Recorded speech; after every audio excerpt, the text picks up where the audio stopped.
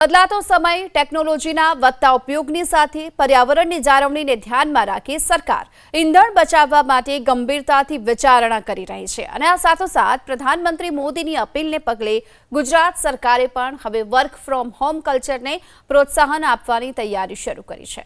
ખાડી યુદ્ધના કારણે પેટ્રોલ ડીઝલનું સંકટ વધુ ઘેરું બને તેવું લાગી રહ્યું છે અને તેને જોતા હાલના સમયમાં ઘણા ક્ષેત્રો એવા છે કે જ્યાં ઓનલાઈન અને ડિજિટલ માધ્યમથી કામ શક્ય બન્યું છે।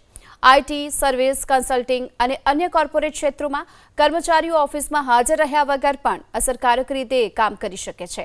શ્રમ રોજગાર વિભાગે સંકેત આપ્યા છે કે ટૂંક સમયની અંદર ખાનગી કંપનીથી માંડી ઔદ્યોગિક એસોસિએશનો સાથે બેઠકો કરવામાં આવશે અને આ બેઠકમાં તમામ ચર્ચા બાદ નિર્ણય લેવાશે। ઉદ્યોગોના હિત અને કર્મચારીઓની અનુકૂળતાને ધ્યાનમાં રાખી અલાયદી માર્ગદર્શિકા તૈયાર કરાશે અને તે આધાર પર ડિજિટલ કામકાજ કરાશે। સરકારના અભિગમથી આગામી દિવસોમાં રાજ્યમાં ડિજિટલ કાર્યશૈલીનો વ્યાપ વધશે। જો ઓનલાઈન કાર્ય પદ્ધતિને પ્રોત્સાહન મળે તો રસ્તા પર ટ્રાફિકનું ભારણ ઘટશે, એટલું જ નહીં ઈંધણની ઘણી મોટી બચત પણ થશે।